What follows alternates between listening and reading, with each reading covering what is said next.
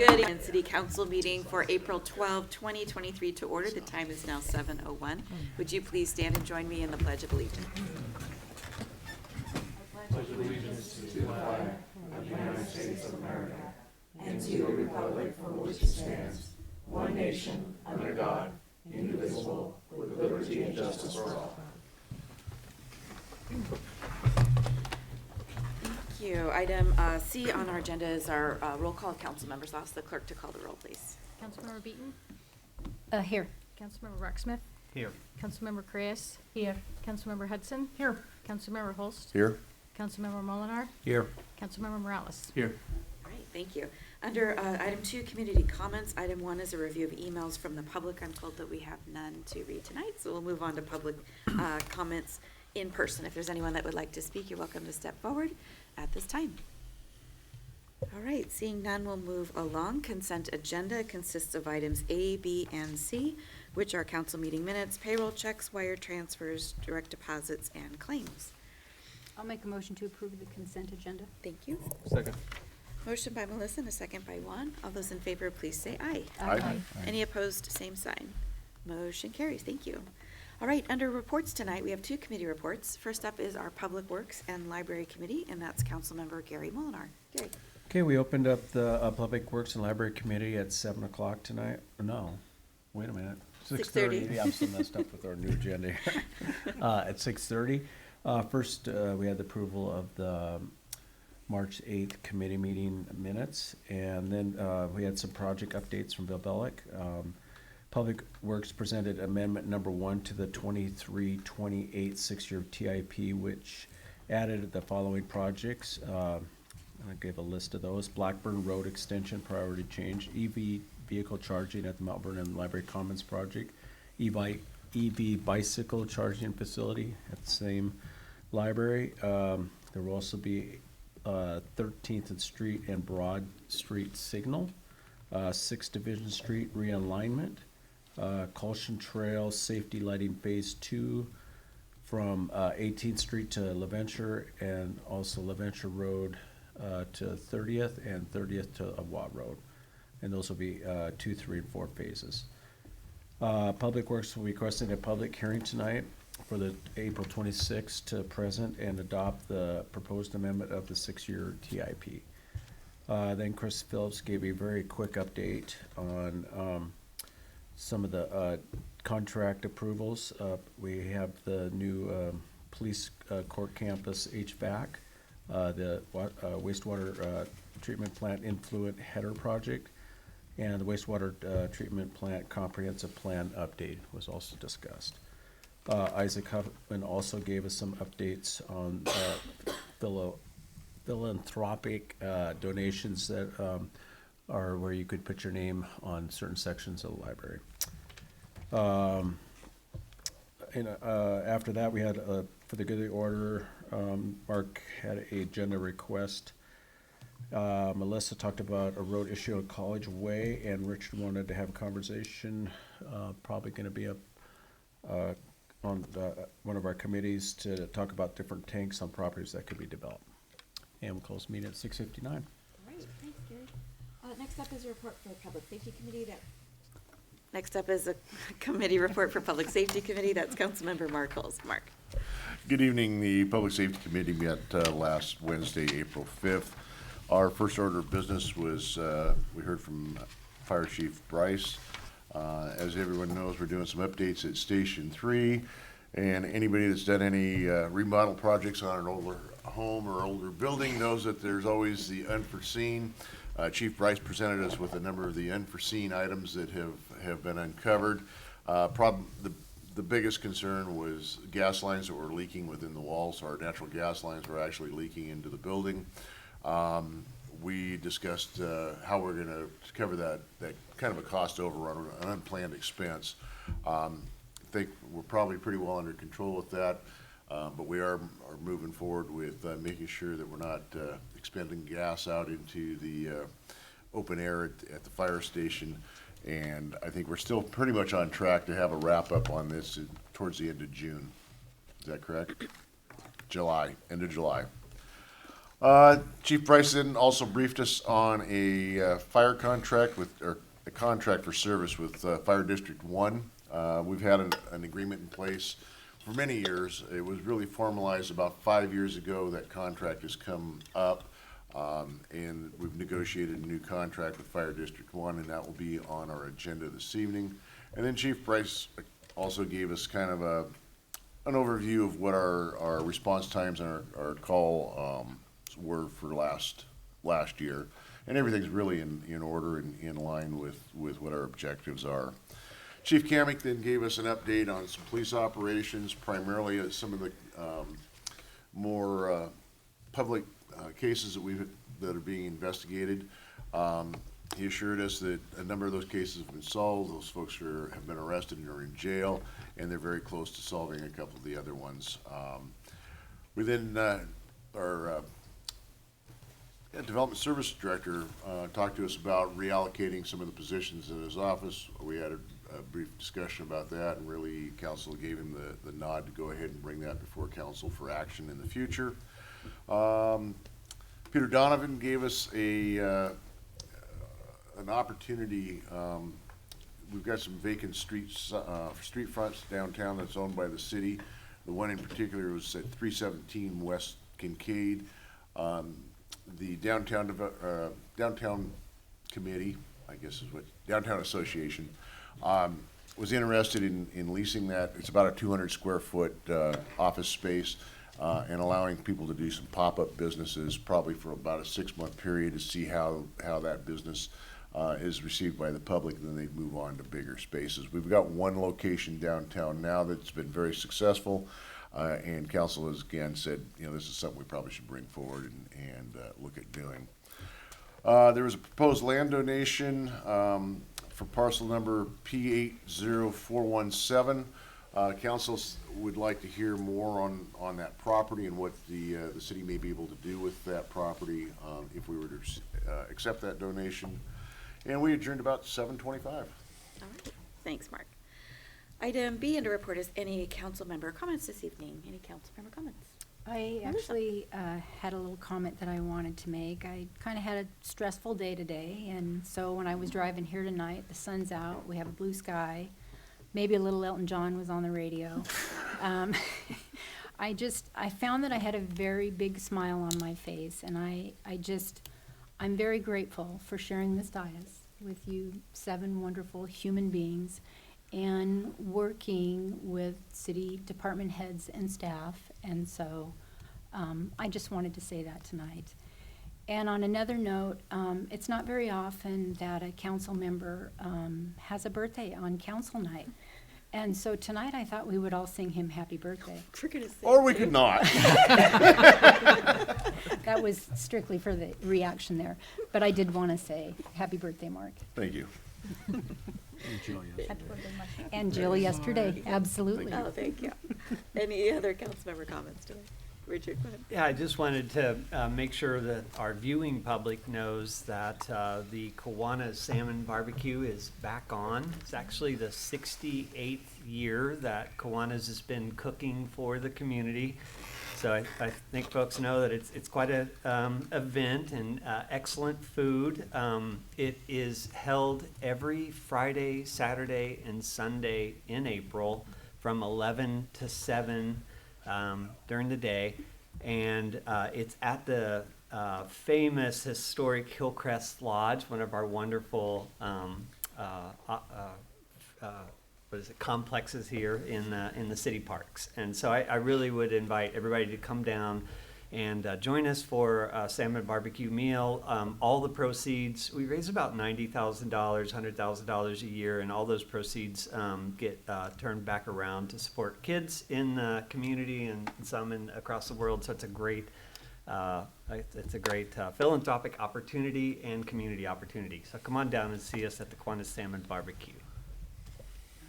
Thanks for the gratuitous plug. Of course. Opportunity. Any other council member comments? Juan, please. Thank you. Just to Council Member Beaton, know that the feelings are reciprocated. Thank you, Juan. Yeah, we all have tough days, so just making sure everything's all right. But yeah, I just appreciate sharing this courtroom here with all of you. And to Councilmember Holst, happy birthday. Thanks. Yeah. That's it. All right, thank you. Yeah. All right, moving on then. Mayor's report. Sharing some travels we recently did. I want to thank Councilmember Iris Carias and Councilmember Mary Hudson for traveling to DC, and for the rest of the council for supporting us as we went. We did a few things on our trip there. First off was a day of lobbying on Capitol Hill, touching base with all of our congressional delegation offices. So Representative Rick Larson, Senator Patty Murray's office, Senator Maria Cantwell's office. And then we also did swing by Representative Susan Delbenny's office, and we had her last year, and now we have Rick. So what we were doing was really telling the story about the Mount Vernon Library Commons project, advocating for an additional appropriation, letting our electeds know about our applications for federal funding and grant funds. Thought that the visit went very well. Councilmember Carias and Hudson were wonderful additions to the lobbying team. They said perfect things at perfect times, and I think really connected with the staff there. So really appreciate them going. We're hoping to hear some really good news here very shortly. I believe tomorrow maybe some press releases or Monday, so fingers crossed, and hopefully we'll celebrate some good news with our community. What we asked for was a $3 million appropriation directed to the Commons project.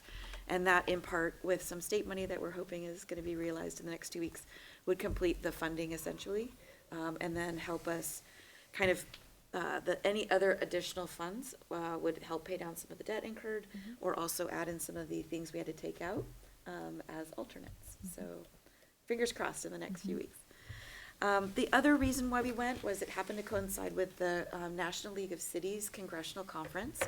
And that's where about 3,000 folks from around the country, cities, towns, gather in DC. Lots of speakers, but what's very unique about that conference is very direct communication with all of the federal agencies. So they have speaking breakout sessions throughout the day, and then they have what's called office hours, where literally representatives of these agencies are right there, and you get to walk up to a table and talk directly with them. So we had conversations with U.S. Department of Transportation, several different of their divisions, with HUD and with Department of Energy. So those were just great cards to get, telling the story of that. Went to different breakout sessions. Council members went to some, I went to some. And then we're able to also meet in a closed door session with U.S. DOT leadership, including Federal Highways Administration, and got to really give some tips to the federal agency about how to engage with grants for small cities like ours better. And they were very receptive to that, which was really, really awesome to see. I also spoke, was invited to speak in one of the breakout sessions. The title of the presentation was something to the effect of combining federal funding for transformational projects. And things that we do here in Mount Vernon we think are like everyone does, but I guess they don't. So we told the story of the flood protection project, how that was completed, the combination of funds, what the city went through to do that project, and then also highlighted the Commons projects, and how we're combining federal funds with state, local, and other things to complete that project. So it was a great time to showcase what we're doing. Also spoke with a few cities afterward and have a few Zooms lined up just to help people brainstorm their own cities, what they could do for projects. So I think it was a great trip, worthwhile. We learned a lot, made connections. So good work, council members. Thank you. Thank you. Just a quick update on the Mount Vernon Library Commons project. This is a shot, I think it's from the crane, if someone got this for us. So they're continuing the mat foundation construction and 2 shear walls. So what you're seeing in this photo, you really can't see if you drive by. And it's the mat foundation work and all the concrete that's being brought in. And I forgot how many dump trucks it takes to, or concrete mix trucks it takes to do this, but there's a lot. We're also doing underground plumbing, electrical construction phase over the next 2 weeks, working from 2nd Street over to 3rd Street. So the next step will be a slab on grade. So there's just a lot of that foundational work still to happen in the next 2 months, and then we'll start coming out of the ground. Really thank Lighted Construction and OAC. They recognize the impacts of the Tulip Festival. They recognize the impacts of the Tulip Festival Street Fair. So they're pulling back a lot of the fencing to allow just more flow for those events. and appreciate them recognizing that and really volunteering to do that to help the city out. And that's what I've got for Mayor's report. Item D is committee agenda requests. I believe Councilmember Holst has up for this item. We have a property owner at 1801 Blodgett that has some concerns with some stormwater, both stormwater accumulation and rates. And I'd like to get a briefing from staff on maybe some things that could be done there.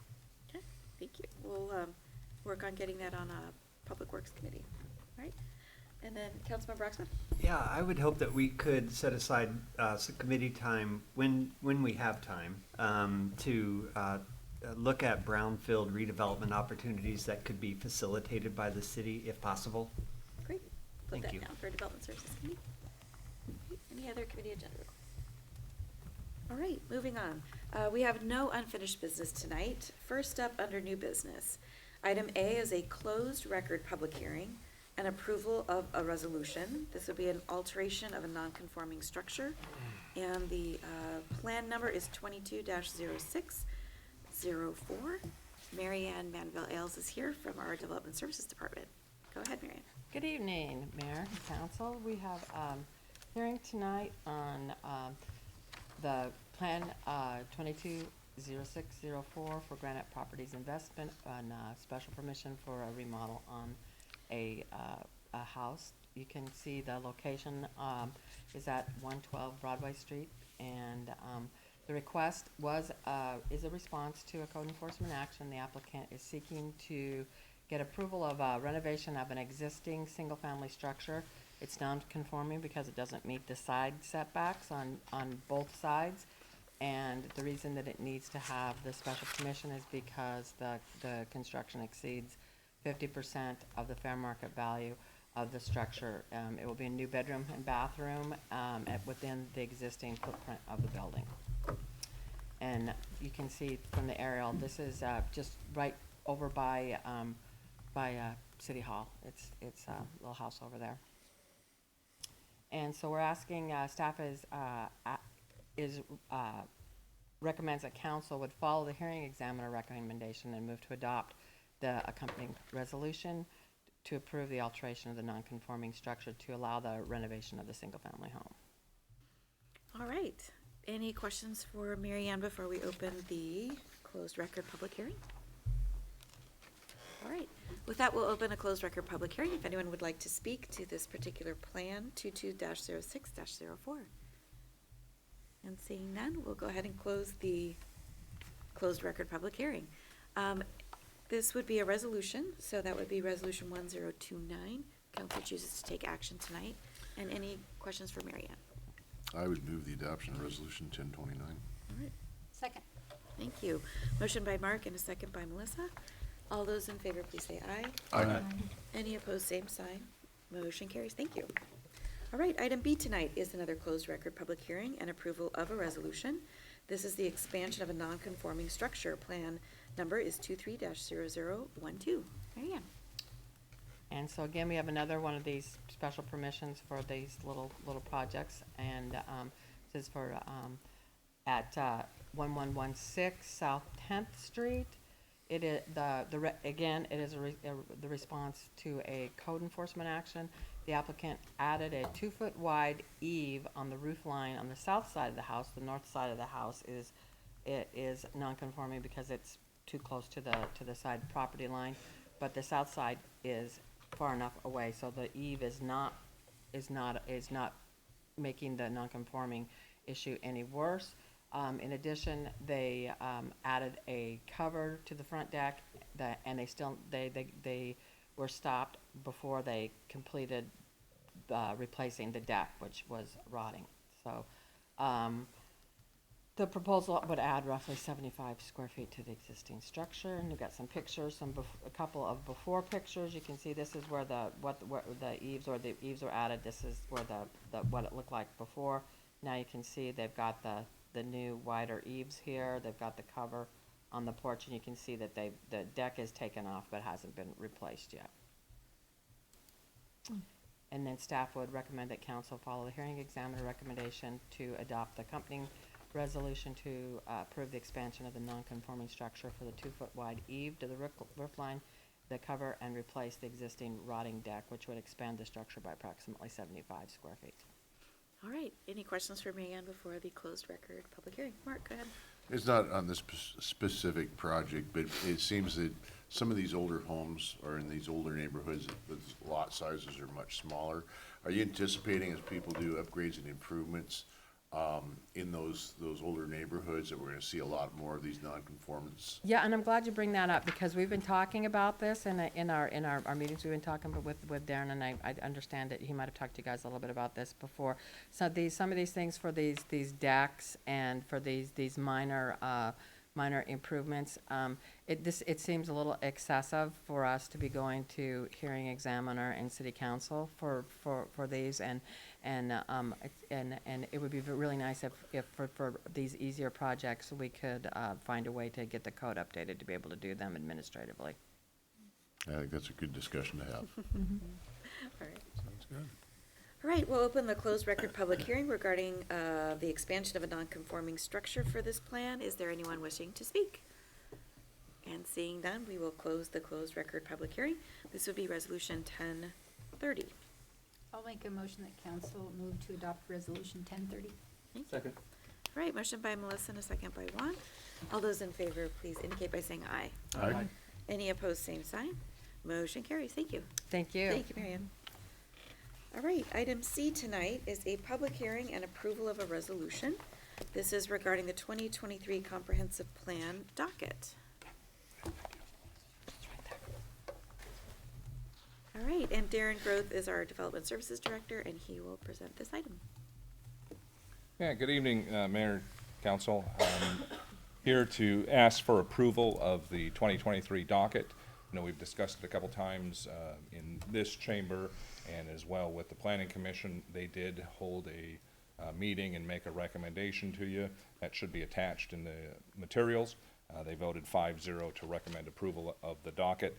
There are 18 items on the docket, 16 of them basically city generated. We did have one citizen request for a development regulation change, and we also have a comp plan update requested from the school district. I could walk through all of the items, but I know we've already spent some time, so I can leave it at this if you like, or we can walk through each of the 18 if you prefer. What would council prefer? Well, I think we've had an opportunity to really go through all of these. The one that I had a little bit of concern with would be the citizen presented. It's a tree preservation. I know we should have our tree ordinance on the docket also. It almost is like we've got a conflict there. I would like to recommend to council that maybe we postpone putting the tree preservation ordinance or discussion, postpone that to a later date until we have an opportunity to correct our tree ordinance. And I think, Councilmember, what that is, you're referring to is on item 11, it's a land clearing ordinance. That has to do with trees too, so. And that land clearing has been on there for quite a while, so I can support that one. Could maybe you clarify how those things might be in conflict, because land clearing is very specific, right, to new development of short plats, I think, maybe planned unit developments, but the tree clearing would be, protection of trees would be citywide and would be a much broader. So I'm confused how they might be in conflict. I just think if we've got a tree ordinance that we have to, or a land clearing ordinance that we have to make some modifications on. Yeah. Is it part of this ordinance, this other work plan, is that gonna be included in that? Is it something we're gonna rectify in that? Is it not? I just think having the two on at the same time may be a little confusing.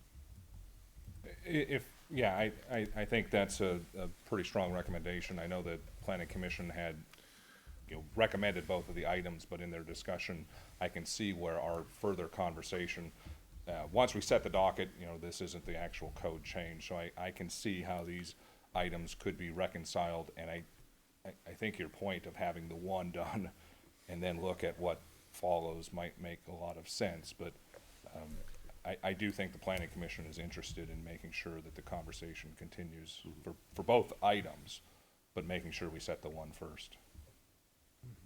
Can that be done with them both on the docket? There's a year, right, that we'll be having these discussions? Yeah, the hope is that these are all completed this year. Well, and again, Oh, go ahead. oh, sorry, Does he Mary, have go right ahead. questions? No, I interrupted. I'm so sorry. Mary, I think that, okay, I'm a tree lover. We all know that. I worked in the nursery industry for 28 years, so I'm all about protecting trees. I think that I don't want to give too much work. I don't want to overextend you on the docketing. That's a lot of things on the docket already that you already had on there. So quite frankly, I'm comfortable with delaying that for a year. If we wanted to bring it back and maybe look at doing it next year, or, the next year on our docket. I just feel like there will be some tie-in, I think, with the land clearing ordinance that we're looking at. I think that there's very possibly some tie-ins together that might be addressed. This might have to go farther, but that's something I think we can piggyback on next year. Okay. other thoughts? Juan? Thanks. Well, as the director, do you recommend just leave both on, or leave one on for this year and then next year the other one? Yeah, I think it might be easier, especially here in the comments, because of the fact that the one is the citizen recommendation and there's some specifics. If we do allow the opportunity to have the discussion under the land clearing and then come back, it might make more sense that we would have a better parameter for next year to know what it is that we would focus on. It kind of helps us broaden that conversation without just addressing what the citizen submitted. So I think that might actually work better. To leave it on or to take it off? To take it off Take it and off? allow us to address it next year under the language that we find from our conversations this year. Otherwise, we have a very specific request, and I believe it's in the attachments for your backup materials. So if we deliberate more than that, it's no longer that request. So setting the item, or setting the docket on the item as specifically requested by that citizen, I think what I'm hearing is that if we allow the opportunity to look at the land clearing and then come back to that item next year, it may result in a better targeted approach for next year's docket. So postpone So tree protection postpone to- it till okay. next year to allow us to kind of fine tune the scope For tree protection. for the tree protection, Okay. right? I'm fine with it. I just wanted to add too, that I think in my 6 years on council, this is the largest number of items that we have ever had on our docket. And so I certainly do not want to overtax city staff. And I just think it makes more sense to first deal with it at this level, and then hopefully we can bring it in. And so that's where I am. And just tag on to what Councilmember Beaton said is as we adopt this docket, this is our work plan, this is our goals, this is what we want to have done by the end of the year. However, we find certain issues that pop up that take priority, and we have to respond to that and work on those. So while we look like we have a nice clean worksheet, we don't have that little crystal ball of somebody wanting to open a bikini bistro on First and Main Street downtown or something that we would have to deal with. So, I mean, there's just those little issues that pop up that we need to, Kevin's laughing. That one's covered, we did that. Pardon? We already did that. We covered that one, but it was just an example of things like that could pop up that we want to be able to address and take care of so that they're not a nuisance to the public. Well, I do appreciate that as the one kind of proposing a pretty ambitious docket. Yeah, thank you for that consideration.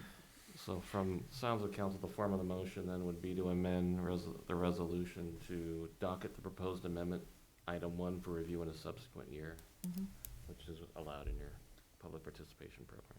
Or would it be to just not docket it? You can do that too. You can just not docket it. Okay. That would be just to reject the proposed amendment. Go ahead, Richard. I'd like to move on to another one, unless anybody else wanted to go down that road some more. The one that caught my eye was the commercial land study number 16, and that's for folks who aren't following this every day. There was a Hovey study that helped kind of define the balance between jobs and housing a few decades ago, and we'd asked some time ago to have this study updated.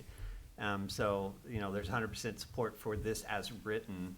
My question to the director, it says complete the study of commercial land, but we also have to understand what we're going to use that study for and what the implications are. And so I'm wondering if you could, if that needs to be included here, or what your vision is of what else is required besides completing the study.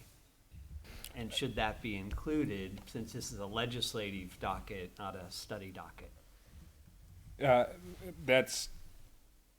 That's up to you as far as whether it is. But if you're asking my opinion, I think the benefit of saying completed allows us to continue that conversation of what is appropriate. I think part of the delay of this study, reminder, this was, I think, going to be completed last June. We're still waiting for specific employment data from the state. And I believe in my conversations, I came in July, right, after it was supposed to have been done. Learning from Burke, the folks doing it, and talking to Mr. Hovey, I think we could try a different approach to just say, what is the commercial availability? And similar to the municipality I worked with before coming here, we actually had Burke help us do a very similar analysis, and they came back with a percentage of development that should be retained for commercial based off of what the community could support. And so when I asked our Burke rep to get in contact with the Burke person that we worked with in the other jurisdiction, I think we've come back with a better, I think better, I guess, but we've come back with a modified scope that we won't need that data. So if this moves forward, just as presented to complete that, I think we can pick up right where we left off, truncate the missing data from the request, and then just move forward with what would be the commercial needs and what would be the mix.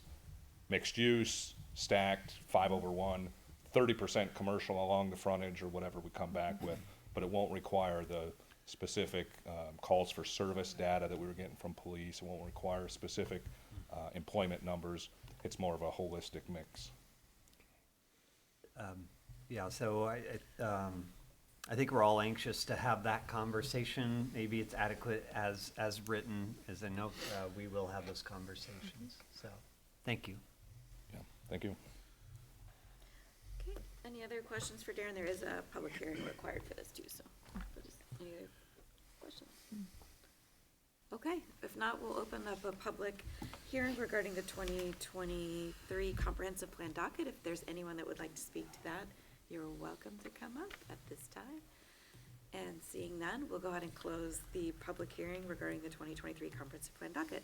This would be resolution 2031 for council. So I think for procedural causes, we have attachment number 3, which is dated titled the docket. It shows items 1 through 18. I would make a motion to amend that docket to be items 2 through 18. Second. Okay, so that, for the clerk, did you capture that effect? Okay, great, thank you. So that was a motion by Mark and a second by Richard, resolution 1031.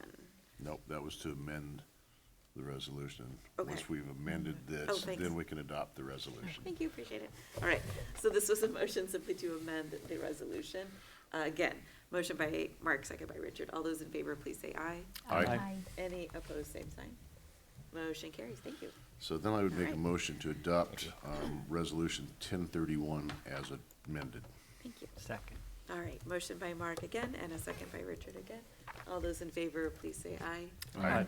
Any opposed, same sign. Motion carries, thank you. Thank you. Thank you, Darren, for the work putting that together, appreciate it. All right, item D tonight is the approval of an agreement with DK Systems This is the police court campus HVAC contract, and so our Public Works Director, Chris Phillips, is here to present this item. Chris? Good evening, Mayor, Council. Happy birthday, Mayor Pro Tem. Thank you. City Council, I'm here before you to request City Council authorize the mayor to enter in an agreement with DK Systems to remove and replace 3 rooftop units and install the Zigo HVAC controls for those units. City staff is completing the City Council approved phased facility renewal replacement program. There are 11 rooftop units here at the police station. The total of rooftop units replaced thus far, which this will be 9, and in the 2024 budget, we'll be replacing the final 2 units there. City received 3 bids. The lowest responsive bidder was DK Systems at $201,275. All right, questions for Chris on this item? All right, I move that we authorize the mayor to enter into the agreement with DK Systems. thank you. Second. Motion by Mary and a second by Gary. All those in favor, please say aye. Aye. Any opposed, same sign. Motion carries. Thank you. All right, thank you. Thanks, Chris. Item E tonight is the approval of an agreement with Esri. This is Mary Thomas, our Information Services Director, is presenting. Mary? Good evening, Council. Good evening, Mayor. In front of you, I have a recommendation to authorize the mayor to sign the Esri Enterprise Agreement. And currently, we have a small setup of our mapping software, Esri GIS. We use it for a lot of different things. But with integration with Cartograph, which is coming on board for our Public Works Department, and hopefully some of our other departments, Esri, we're gonna need some different licensing. And this includes that. So with the agreement, it allows us to redesign how we do GIS and data collection and its storage, as well as being able to make it easy to understand and usable. So police would be able to have their own installation of the Esri products so that they can do all of their own mapping work. Same with fire. Our fire marshal is super excited about this because Barry is like, they have a pre-incident planning piece that we would need to have this set up for. So there's a lot of support from the different departments. It will allow stormwater and so many of our departments that already use it to have the different plugins that they need that they don't have now are included in this. So what this does is it's a 3-year agreement. It's $39,500 a year. This year they would give us a credit for what we've already paid for our renewals, which is just over $12,000. So between the departments, we will pay for that difference. And then when I come to you with the 2024 budget, we'll budget out how that balances with all the different departments for the 3 years. So Fiber uses it for our OS, the software that we use in our splicing cabinets and doing all of that work. So it's a really important part of what we do, and it allows myself to work with our new GIS administrator to build the GIS environment that is worthy of what Mount Vernon really could be. We just don't even know how awesome it's going to get until we're able to do some of the publicly available maps that we can produce. So, do you have any questions? Questions for Mary Ann? So bottom line is gonna just improve our GIS system. Oh, tremendously, immensely. I'm just, yeah, I'm super jazzed. And that's used by every department in the city.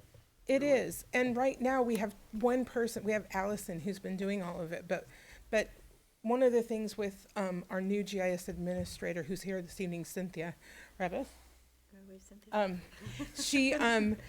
she's an educator in it. She's primarily worked in federal government and the university, and she's she's a degreed in it. She's trained others. I mean, that's part of, the attraction is that we can push out the building of maps and dashboards, data dashboards, to the actual departments so that they can be trained on how to build it and do it themselves, which is better data classification and collection. So super exciting, because it also will give you guys and the residents, it'll give the residents information on our publicly available side of our maps to see data information. So. Richard, go ahead. Yeah, I hope the general public has seen how much improvement or just, service is provided by the city now in the mapping and all the tools online and the efficiencies that the administration and staff have found.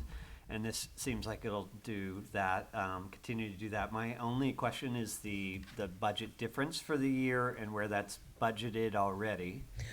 And part of it's gonna come out of the deployment for, in Public Works for, Cartograph. So part of that, the integration with Cartograph requires a license to license for end users. And if we were just to do it, just to buy the licensing that we would need, it would cost us in excess of the $39,500. So it would cost us almost close to $50,000 to license it individually if we didn't do an enterprise agreement. So what this does is it gives us all those licenses plus more licenses, and it caps it at that $39,500. So it also gives us a really it gives us a number of credits that we can use, and those credits are super important for our the online side of what we do, hosting. Great. Great. I'd like to say welcome, Cynthia. Thank you. And I'd also like to move that we authorize the mayor to sign the 3-year S3 enterprise agreement. Second. Great, motion by Mary and a second by Iris. All those in favor, please say aye. Aye. Any opposed, same sign. Motion carries, thank you. Thank you, Mary. All right, item F tonight is the approval of an agreement with Public Utility District Number 1 of Skagit County. Jennifer Berner is here for this exciting item. I'm sorry, but I'm just smiling. This is just a wonderful, wonderful evening. So the city, just for a little background, the city and PUD have reached an agreement to resolve our lease issues. And to recap, the city holds a lease with PUD, and it allows us to use some play fields that are out there right now. And the PUD has a lease with the city in regards to a tank site that they utilize. And so with a lot of help from Kevin, working on the city attorney side, we were able to get to a really nice resolution that I think helps both sides and is something that will benefit the city in the long run. So the city and PUD have, the resolution is to allow each party to kind of maximize their property use. And so the city, to be able to recap what we're gonna be losing at PUD, we asked for them to just give us the money and let us do the development instead of working with them to try and do a public works contract and have them do the work. We feel like we're gonna pay a little closer attention to some of that work that needs to get done because it's our fields. So the agreement is that they will pay the city $200,000, and on top of that, they will install the water line on 13th Street. That won't be an additional charge to the city. That will be something that they pay for as well. And we will then go forth and rejuvenate the Hillcrest Park fields over by the gazebo and make that a full soccer field. And we will go in and upgrade the fields at Edgewater. And field number 3, which is the furthest back field over by the campground, we will renovate that field and make it a 90-foot base path baseball field, which is what we currently have out at PUD. And we'll do an overlay with a soccer field, replacing the soccer field that we're losing out at PUD. So, any questions that you guys have about that? Anything that you feel like you want to get further information on? I know we've talked about it quite a bit, so I didn't want to go into a lot of detail, but just kind of do a quick little recap. I was just gonna say, I know that we have very thoughtfully thought about how to make this work for both sides. And I think this is a wonderful resolution. Thank you. Wanted to welcome PUD Commissioner Joe Lindquist in the audience. So thank you for coming tonight, Joe. We have worked on this quite a long time and gone through several different iterations. Jennifer stuck in there the whole time, and Kevin as well. So it's just nice to get to this evening and have a resolution. So any other questions for Jennifer? No, but I thought I heard Councilmember Beaton make a motion. Oh, yes, well, certainly. Let's see here.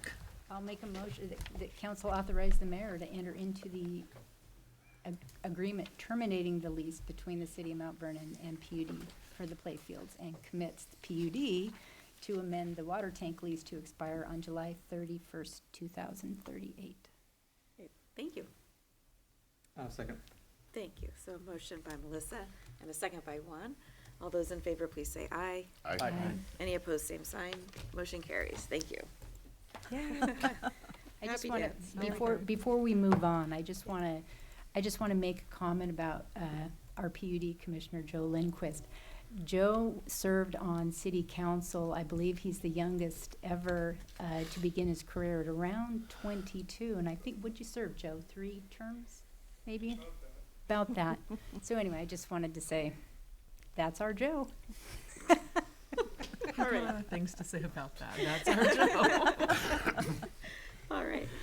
Moving on, item G tonight. This is a project acceptance. It's a 2022 Sherman Anderson backstop project, and Jennifer is here for this item as well. Jennifer. So this is just to button up this project. As you know, Sherman Anderson is in full operation, and so we have reached a point of physical completion with them. They've completed everything on the punch list. And so at this point, we would like to close this project out so we can close out their contingency fund and kind of button up that project, the last little piece of it. All right. So staff is recommending accepting the work performed by Trico Companies this evening and for the construction of this Sherman Anderson backstop project. All right. Questions for Jennifer on this? I would move that council accept the work performed by Trico at Sherman Anderson Field. Okay. I think it looks absolutely fabulous and great addition, and I'll second it. Thank you. All right. Motion by Marcus, second by Gary. All those in favor, please say aye. Aye. Any opposed, same sign. Motion carries. Thank you. Thank you, Jennifer. And item H is the approval of a parking lot closure request. This is for the 2023 Farmers Market. Jennifer.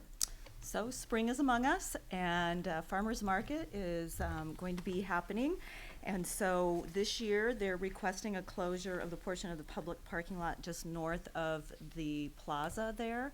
And it's a section that they will use as overflow, so they may not use it every single, maybe in the beginning when they have not as many booths, but as they start to expand more into that late June, July months, August, where they get a lot more vendors out there, to have that space to overflow out to.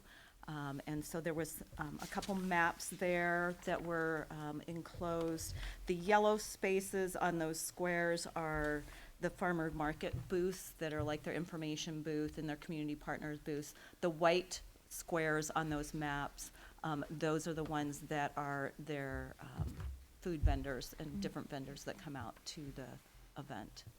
So what we're asking for is requesting to close the south end of the public parking area between Skagit River Park and the Highway 536 West Division Street Bridge from 6 a.m. to 4 p.m. for the events on Saturdays from May 20th through October 14th.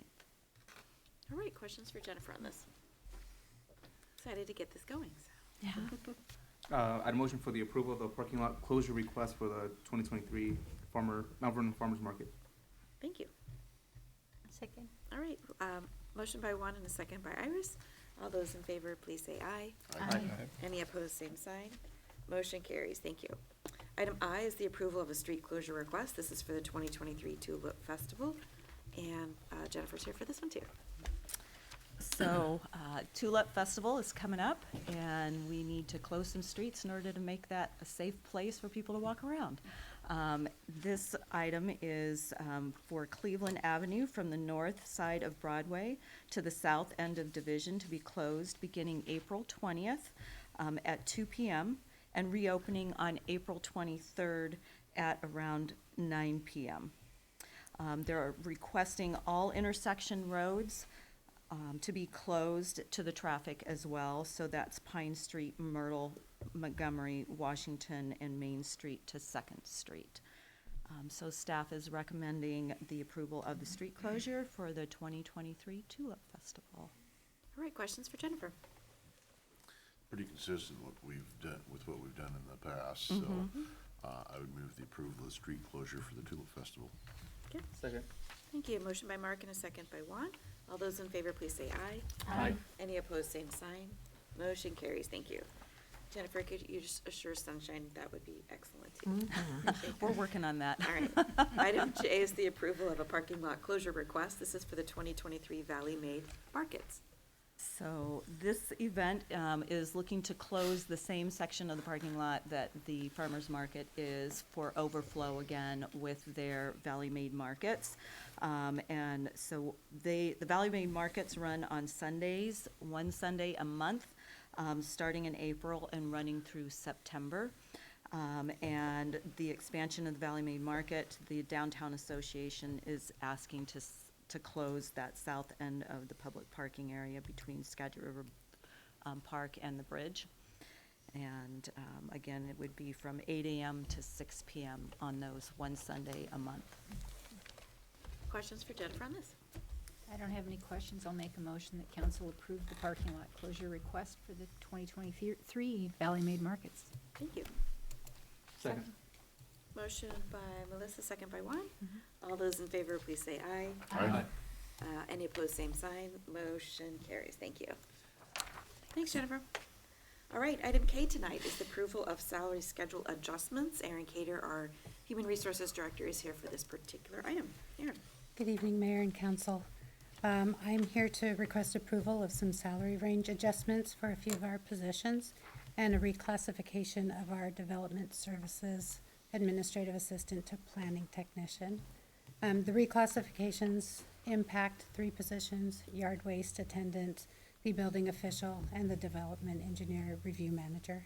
And then, like I said, the reclassification is specific to the Development Services Administrative Assistant to Planning Technician.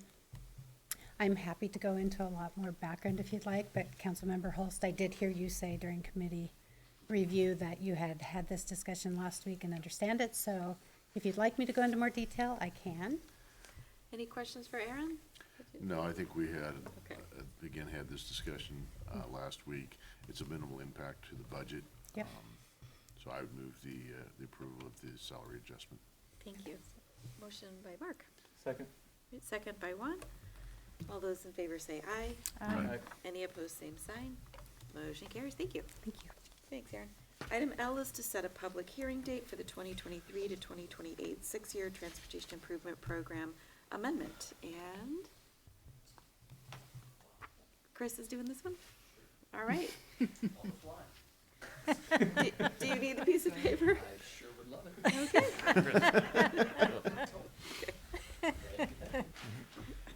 Love the way he's rolling with it. And I'm gonna do it without my glasses too, so wanna it's a borrow good thing mine? I got long arms. Good evening, council and esteemed Mayor Pro Tem, happy birthday yet again. State law, RCW 3577.010 requires that each year the city adopt, Dankeschön, the city adopt a 6-year transportation improvement program and allows the program to be revised or amended by a majority of the legislative body. The TIP is designed to identify projects that accomplish the goals of the city's transportation program, Projects outlined in the program provide estimates of costs, priority schedule, and financial plan forecasts over the next 6 years.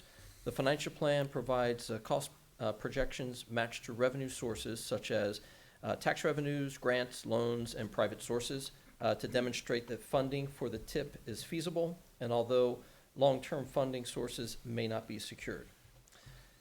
Staff recommends a motion to authorize the mayor to direct staff to schedule a notice for public hearing on the 26th of April, 2023 for consideration and adoption of the amendment to the 2023-2028 Mount Vernon 6-year Transportation Improvement Program. And again, during our committee meeting this evening, this is for the following projects. We have 2 that are associated with the Mount Vernon Library Commons project, and that is for the EV vehicle charging as well as the bicycle charging facilities. To add the Blackburn Road extension, just raising that up, and you'll be discussing that as far as the priority list goes. And then 5 other projects there: 13th and Broad, 6th and Division for realignment and signals, and then 3 projects on the Caution Trail for safety lighting phases 2, 3, and 4. All right, any questions for Chris on this, just setting a notice for a public hearing on April 26th? All right. Thank you. I'd motion to authorize the mayor to direct the staff to schedule a notice for the public hearing on April 26th, 2023. Thank you. Second. Motion by Juan and second by Gary. All those in favor, please say aye. Aye. Any opposed, same sign. Motion carries. Thank you. Thank you. Thanks, Chris. Item M tonight is the approval of an agreement, Skagit County Fire District 1, and our Fire Chief Brian Bryce is here for this item. Brian. Good evening, Mayor and Council. I know Council has had this presented to them before in some discussion, but for the purposes of those watching at home that aren't aware, the Skagit County has several fire departments within it. There's 4 city departments along with 19 fire districts and then 4 towns that service the whole county. One of those fire districts, Fire District 1, has an area that surrounds the city of Mount Vernon. It's kind of broken up into a few different patches: Riverbend area, out off of Trumpeter, to the east out by Big Lake, to our south down over towards the Conway area, Cedardale area. So those areas are kind of disjointed. So because of that, it makes it very difficult for that fire district to service itself with a set station and provide that in a good manner. So for a long period of time, dating back to approximately 1980 and before, they have contracted with the city of Mount Vernon to provide their fire service to their citizens. That contract was amended back in 2016, updated to reflect current charges for service. And since that time, new commissioners have come on board with the fire district, along with some other cost increases and a shrinking revenue pool on behalf of the fire district. So they wanted to have some dialogue about how do they help control their costs while still providing a fair value back to the city of Mount Vernon. So we engaged in dialogues with them to renew their contract, and those dialogues resulted in coming back and forth with a proposal that instead of it being for a cost increase based upon the raises or the cost of our exact budget piece, which is mainly driven by salaries and benefits for our firefighters, that we set a set rate of 2% increase year after year. That way they can provide their budgeting ahead of time. They know what to expect. It helps us on the staff side to provide that information back to the fire district in a timely fashion so they could get it into the fire district's budget in a timely manner. With that, what I'm seeking tonight is approval for the council to authorize the mayor to sign this contract. And by just a note, the fire district did approve their contract, this contract, in their March meeting as well. So it's already been approved by their board, just waiting on your approval. All right, questions for Chief Bryce on this? I can't believe that has been, that was 2016 that we looked at that? 2016, we began the dialogues. In 2017, we passed the updated version. Previous to that, it was 1980 to 2016 that it was the same exact contract. Yeah, seemed like yesterday. Obviously kind of controversial. But, hearing no other, I'd recommend the council authorize the mayor to execute the agreement with fire service with Skagit County Fire District 1. Second. Thank you. So a motion by Gary and a second by Melissa. All those in favor, please say aye. Aye. Any opposed, same sign. Motion carries. Thank you. Thank you, Chief. Item N tonight is the approval of a resolution. This is a sole source purchase for Public Works. And I'm gonna look for Chris Phillips to come on up again. It is a sole source purchase for, I'm gonna try this, the Flight 4660.412 submersible mixers. This is for the Mount Vernon wastewater treatment plant. Sure thing. So as you recall from tonight's Public Works Committee meeting, but the one previous to that, staff recommended declaring Whitney Equipment Company as a sole source and giving the mayor the permission to purchase 2 Flight submersible mixers from that particular company. The aeration basins at the wastewater treatment plant require 15 horsepower mixers to keep the solids and canath particles in suspension. These mixers, a total of 2, are needed as part of the Nevada nutrient removal trial process, and it was discovered that the existing 4 horsepower mixers don't meet the solids and canath suspension requirement. The existing 15 horsepower mixers are performing well on basins 1A and 1B, and these 2 are for if you come out to the plant, it's the first 2, or the first tank that you would come see for the aeration that is required. So city staff is requesting a motion to approve the mayor to enter in an agreement to purchase 2 Flight 4660.412 submersible mixers, declaring Whitney Equipment Company as a sole source provider in an amount not to exceed $78,767. All right, any questions for Chris on this item? This is a resolution, it's resolution 1032.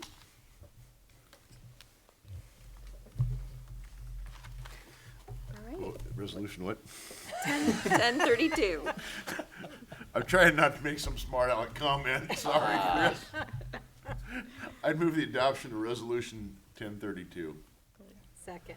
But we know you like to mix up minutia, so. Yes, sir. Thank you so much for That was a good one, Mark. I like that. All right, so motion by Mark and a second by Melissa.